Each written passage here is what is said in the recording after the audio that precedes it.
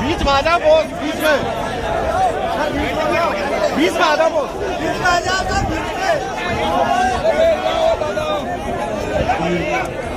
भाषण आप सुन रहे थे क्षेत्र के सांसद और बहुत जबरदस्त नाम राशि वाले, क्योंकि आजकल तो भजनलाल सबसे बड़े नाम भजनलाल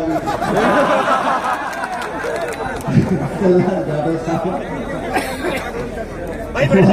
विधायक नीता जाटव जी, थोड़ा भीम से विधायक घनश्याम मेहर साहब, और दौसा से भी हाल में चुनाव हुआ जहां से जीत के आए हमारे नौजवान साथी डीसी भैरवा साहब, उत्तर प्रदेश से समाजवादी पार्टी के विधायक अतुल प्रधान जी, पूर्व विधायक राकेश मीणा जी, सांसद मोर्चल मीणा जी, जिया खटाना साहब, इंद्राज गुर्जर साहब, ओम प्रकाश शुक्ला जी, रसीलाल बैगा साहब जिला प्रमुख, ओम प्रकाश मामू जी, रामजिलाल ओट साहब, शिवराम मीणा जी जिला अध्यक्ष, पूर्व प्रधान गायत्री मीणा जी, एजाज अहमद साहब, योगेंद्र मावे जी, और पूर्व जिला अध्यक्ष और कड़क नेता रही अलका मीणा जी, अलका जी हम राम को संबोधन बहुत दिन बाद किया हम लोगों का, गौरी मीणा जी,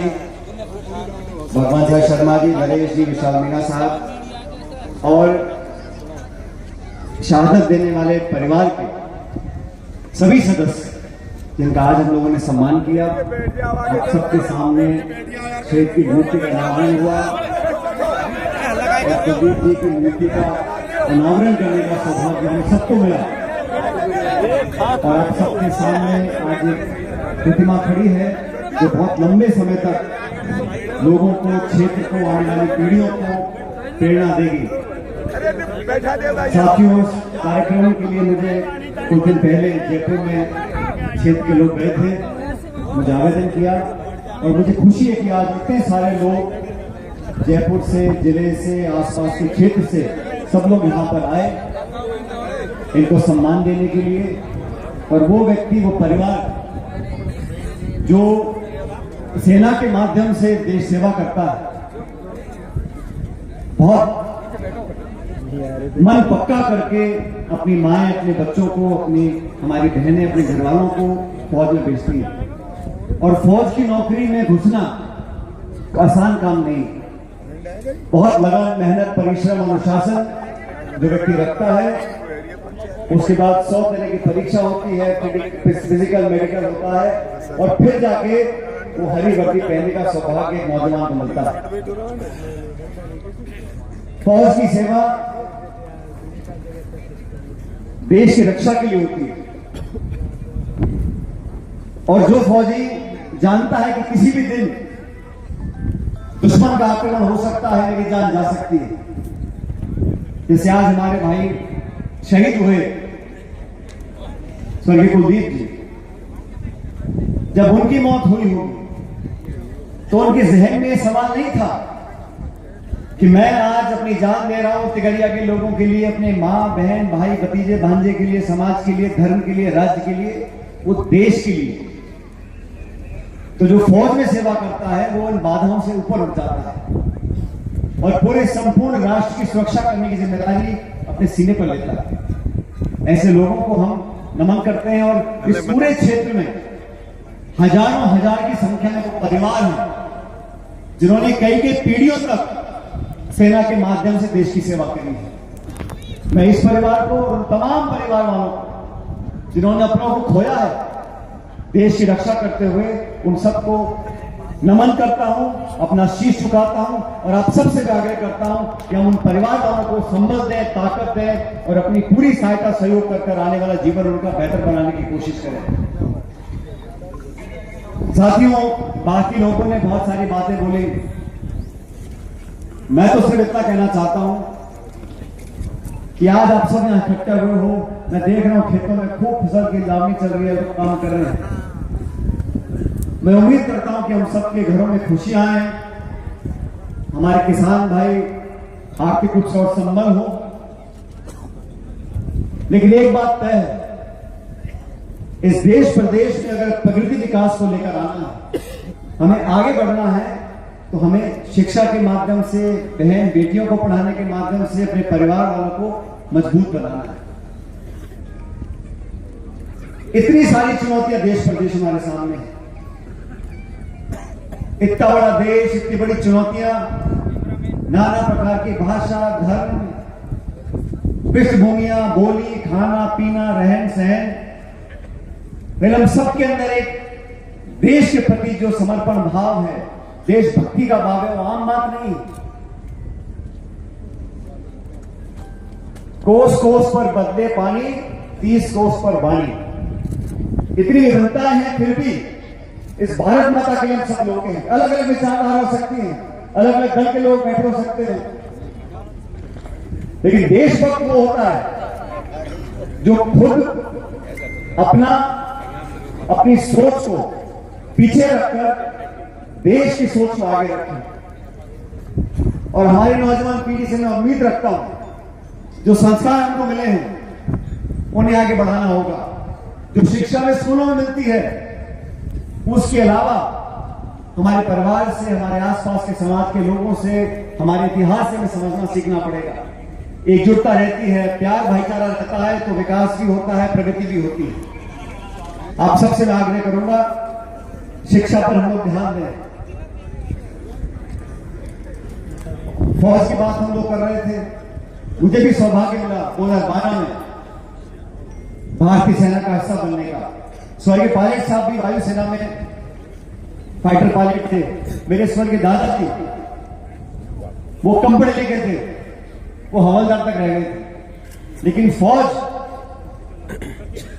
इस देश में फौज के प्रति जो भावना है, दुनिया में 200 देश हैं, किसी देश के नागरिकों में फौज के प्रति वो भावना नहीं जो हमारे देश के अंदर है। और इसलिए है, हम लोग हमारी मिट्टी से प्यार करते हैं, मातृभूमि से प्यार करते हैं, एक दूसरे से प्यार करते हैं।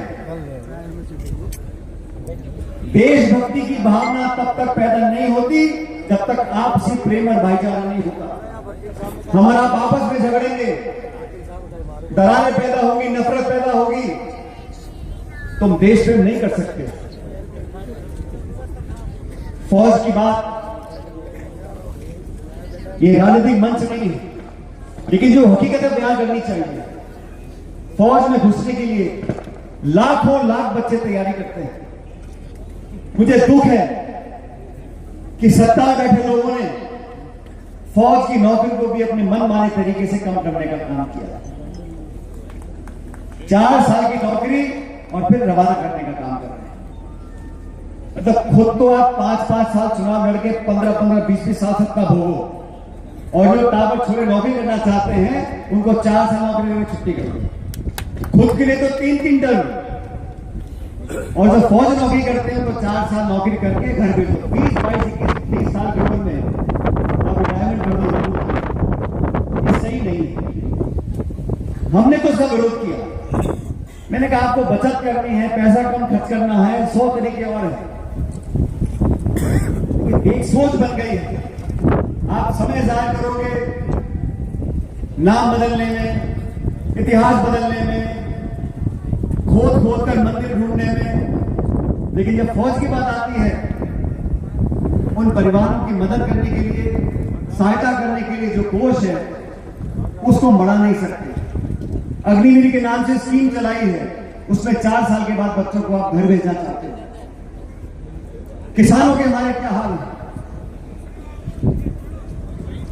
किसान की फसल की खरीद के लिए हमने कहा एक कानून बनना चाहिए, समर्थन मूल्य पर कानून बने, इसमें सबकी सहमति है, बस उनकी सहमति नहीं है जो देश को चला रहे हैं।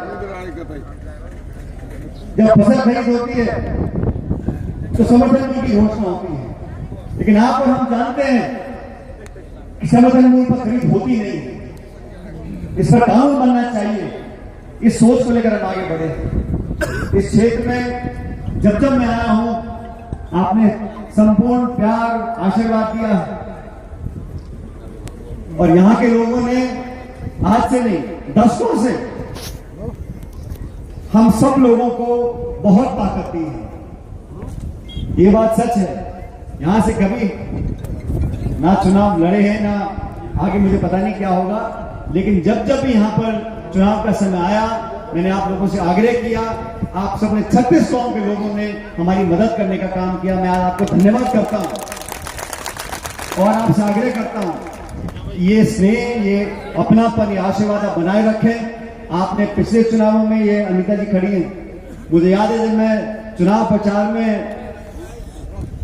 आपकी सभा करने आया था, तो आज तो फिर भी बोल गई 1.5-2 मिनट। उस दिन तो कहा आप ही बोल लो, मुझे बोलने नहीं। मैंने कभी आप उम्मीदवार हो तो बोलनी चाहिए। तो आप सबने उस समय भी हमारी मदद करी। फिर लोकसभा के चुनाव आए, उस समय भी आप सब लोगों ने मिलकर, सभी जाति बिरादरी के लोगों ने मिलकर मदन लाल जी को यहाँ से अपना सांसद बनाया। और मैं बता रहा था भी, अतुल जी बैठे, मैंने कहा भाई मदन लाल जी का, मैंने कहा नाम में कुछ खेल है। पहले उपचुनाव जीत गए, फिर विधानसभा जीत गए, फिर मंत्री बन गए, थोड़ी देर के लिए चुनाव हारे, फिर सांसद बन गए। तो जो नाम है इसमें कुछ कमाल है कि मदन लाल वाले की भी किस्मत चमक रही है और आपकी भी किस्मत चमक रही है। तो ये नाम राशि जो है बड़ा जोर मार रही है आजकल, और आने वाले समय में आप और आगे बढ़ो, ताकतवर बनो, क्षेत्र की सेवा करते रहो। मैं फिर कहना चाहता हूं, हम सब लोग जो वोट लेकर जाते हैं, वोट आप लोग एक बार देते हो, लेकिन वोट का ऋण, वोट का एहसान उतारने के लिए हमारे पास 5 साल भी कम पड़ जाते हैं। मैं पूरी उम्मीद करता हूं कि अनीता जी, मदन लाल जी और सब लोग साथ ही आपकी सेवा करते रहेंगे। टिकरिया के लिए, हिंडौन के लिए, करौली के लिए, जो जो आप लोग चाहोगे, मिलकर हम विधानसभा में मांगों को उठाएंगे। आप सबने शानदार आयोजन किया, इतने सारे लोग यहाँ पर आए, और इस शहादत देने वाले हमारे परिवार को, उन सबको हम नमन करते हुए आपका कोटि कोटि में धन्यवाद करता हूं। और आप उम्मीद करता हूं कि आप लोग हमेशा फलो फूलो आगे बढ़ो, भगवान आपको खुश रखे। बहुत बहुत धन्यवाद। राम राम साहब।